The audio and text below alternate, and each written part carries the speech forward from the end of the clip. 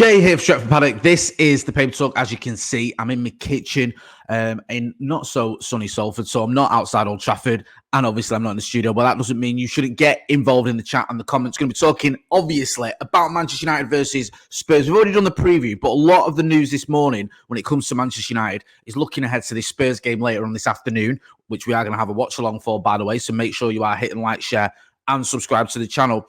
Erik Ten Hag was speaking ahead of the game. We've had some quotes, more quotes from the press conference. I think these are embargoed ones. And a lot of newspapers this morning are running with these stories, seen it in the Evening News, the Mirror, and he's talking about his transfer policy. And it says here in the Evening News, in the Mirror, and this is by Simon Mullock, who's always doing the rounds on a Sunday. Simon Mullock, well, it was late last night, actually, to be precise.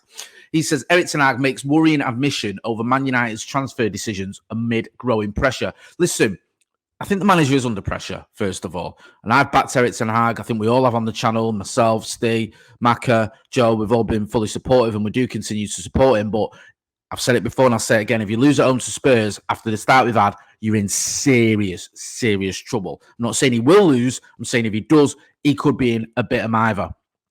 So anyway, it says here, Erik Ten Hag has admitted that he's been forced to put his future in the hands of kids due to the financial restrictions at Manchester United.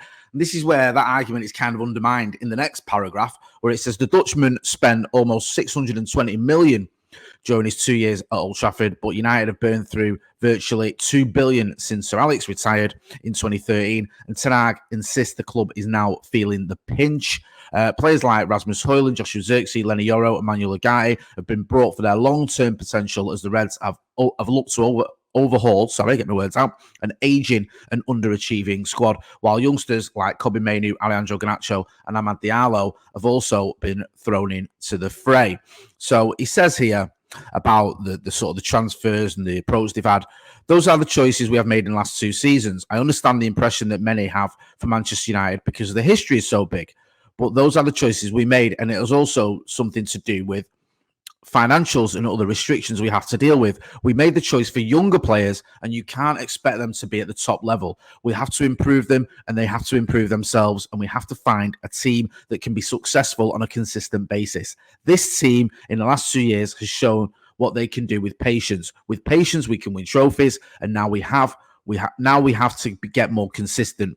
We are where we are now with this squad. With all the restrictions we had, we have done good work. We have to work with the squad and improve. We have a good squad with young players. We have to improve the team, and we have high targets, and we want to achieve those targets for this season and the years beyond. It then goes on to say whether Ten Hag is given the time to see the project through is another issue. United have won just 2 of their opening 5 Premier League games ahead of the visit of Tottenham, and on Wednesday they were held to a humbling home draw in the Europa League by FC 20.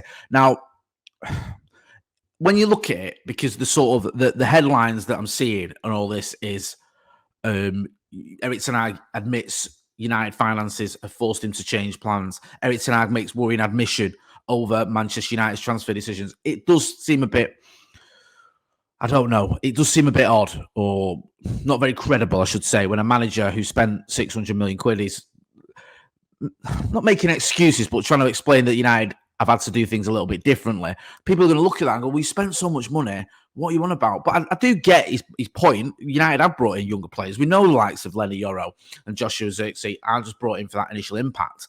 They're brought in for what they're going to be able to do in the future. I understand all that. But there's still an element of no excuses now. I think Erik Ten Hag, this is his 3rd season. He has to deliver. And I think he has to deliver in terms of Champions League football. Has to get Manchester United back into the Champions League. Now, whether that's in the Europa League, winning it, or by the league. I prefer he did both. I prefer we finished top 4 and won some silverware, and if we win the Europa League, fantastic. My only worry is if he was to do a Jose Mourinho and go, okay, look, the Europa League might be our best bet of getting in the Champions League. Jose did that, if you remember, and I think it was in his 1st season, and more or less gave up on the league in January. He was resting players in the league in January to focus on the Europa, and obviously it paid off because we won the Europa.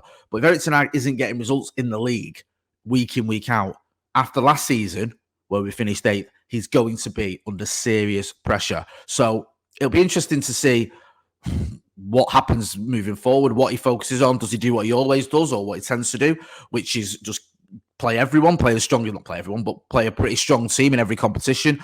Or is he going to focus on focus more on the league, rest more players for the cups? I know he has switched it around a little bit, and you could argue that FC20, if that was a league game, Mercedes the Licks would have started, for example. But it was a pretty strong team. I know we didn't get the result we wanted, but it was still a strong team. Even the game against Barnsley, yes, players like Anthony come in who doesn't start, but you still have players that are first-team players starting that game.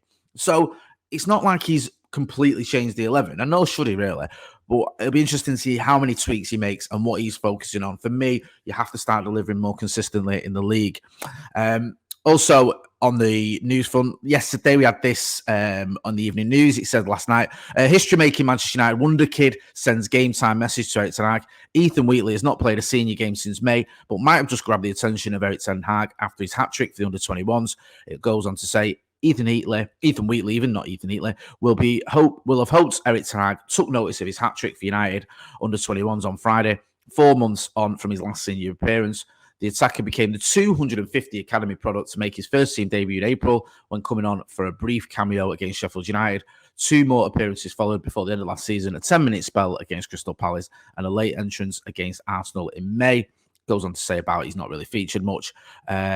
And then it goes on to talk about his record at the academy. It says, in the meantime, he has netted 5 times in 6 academy matches. 3 of them came as a halftime sub in Friday's 5-3 win over Norwich under-21s in Premier League 2, during which Ethan Wheatland and Malachi Sharp also scored. The team was captained by Dangor, who made his senior debut almost exactly a year ago, while the highly rated Harry Amas and Ethan Ennis also featured. Dangor, I think, has actually been working with Ryan Upper, who obviously worked with Marcus, and he's a friend of the channel as well.